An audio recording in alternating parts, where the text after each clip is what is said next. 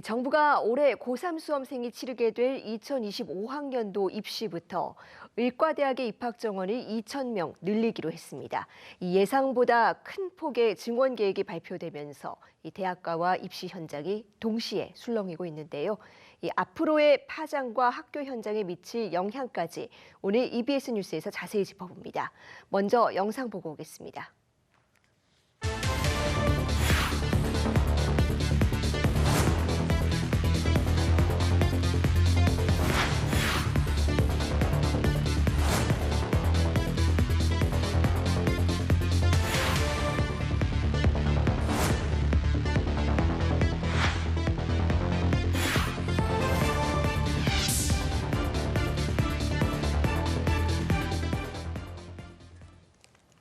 네, 취재기자와 조금 더 자세한 이야기 나눠보겠습니다. 교육부 출입하는 황대훈 기자 나와 있습니다. 어서 오세요. 네, 안녕하십니까. 네, 황대훈 기자, 이 정부가 의대 정원을 2,000명이나 늘리게 된 이 배경부터 먼저 짚어볼까요? 네, 지금 현재 의대 정원이 약 3,000명 정도인데 5,000명으로 늘어나게 됐습니다. 이게 당장 내년도 입시부터 65% 정도 늘어나는 건데요. 정부는 2006년도부터 19년째 정원이 묶여 있다 보니 지금도 의료 취약지구에서 활동하는 의사 숫자를 전국 평균 수준까지 끌어올리려면 5,000명이 더 필요하다고 설명을 합니다. 또 앞으로는 고령화가 진행돼서 의료 수요가 더 늘어날 것이기 때문에 10년 뒤 2035년부터는 10,000명이 추가로 필요해진다는 겁니다. 그래서 총 15,000명이 부족해진다는 건데요. 내년부터 2,000명을 증원하면 이 학생들이 의대를 졸업하는 데 6년이 걸리니까 이 인원이 2031년부터 의료 현장에 공급이 됩니다. 2035년이면 2,000 곱하기 5, 10,000명이 더 늘어나서 의료 공백을 어느 정도 메울 수 있다는 계산입니다. 네, 당장 올해부터 입시에서 2,000명을 더 뽑게 되는 건데 어디에, 어떻게 배정이 되는 겁니까? 네, 이게 어제 조규홍 보건복지부 장관이 밝힌 배정 원칙이 있는데요. 비수도권 의대를 중심으로 배정하겠다였습니다. 그리고 또 고려하는 게 소규모 의과대학의 교육 역량을 강화할 필요성이 있다라고 했거든요. 그래서 지금 핵심 키워드가 비수도권 지방대 그리고 50명 이하의 소규모 의대 이렇게 두 개입니다. 이 조건에 맞아 떨어지는 대학이 12곳이 있습니다. 이 학교들 정원을 80명까지는 끌어올려야 된다는 게 정부 입장이고요. 수도권에도 소규모 의대가 5곳 있습니다. 아직 확정된 건 아니지만 이 학교들도 수도권이라고 해서 증원 대상에서 빠지지는 않을 것 같다는 게 교육부 관계자의 설명입니다. 그리고 윤석열 정부가 국립대병원을 대형 병원으로 육성하겠다는 계획을 내놨기 때문에 지방 국립대에도 많은 인원이 배정될 것 같습니다. 지역에 의대를 신설해달라는 요구도 많았는데요. 당장 올해 입시 요강에 반영을 해야 되는 상황이기 때문에 의대 신설은 이번에는 없다는 게 정부의 방침입니다.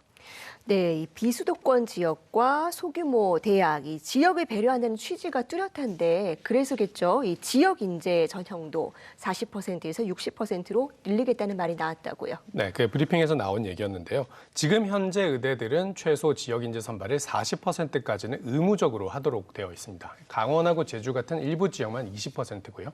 이걸 60%로 늘려서 좀 더 지역에서 일하는 의사들이 늘어나도록 하겠다는 취지인데 교육부는 정부가 강제하는 방식은 아니고 대학들이 자발적으로 늘리도록 유도하겠다라고 합니다.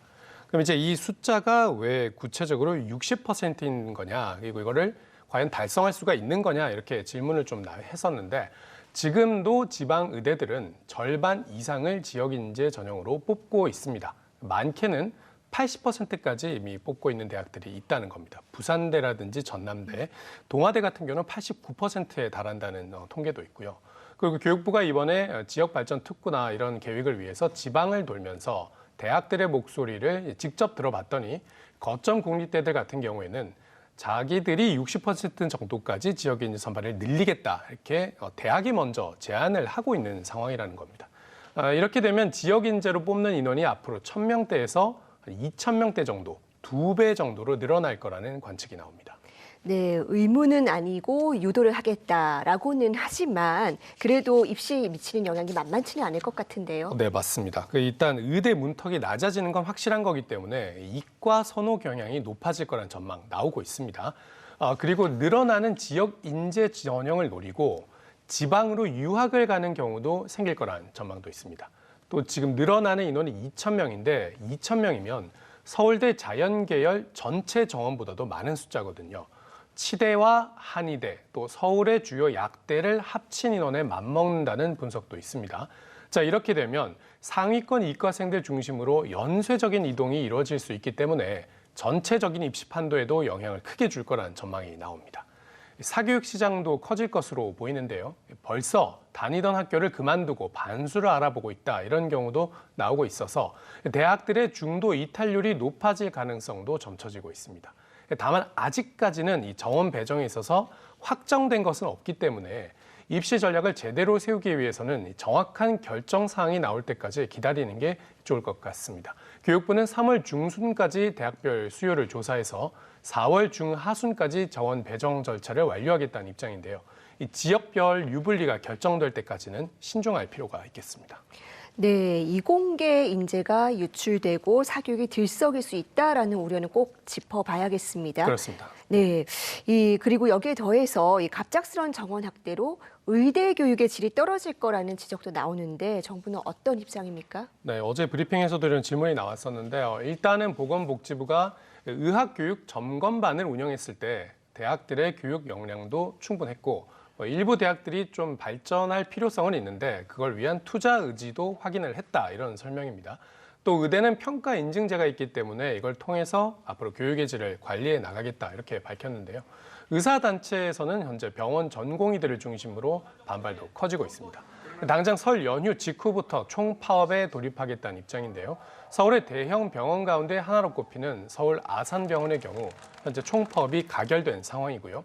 다른 대학 병원들도 파업 참여 여부를 속속 논의하고 있습니다.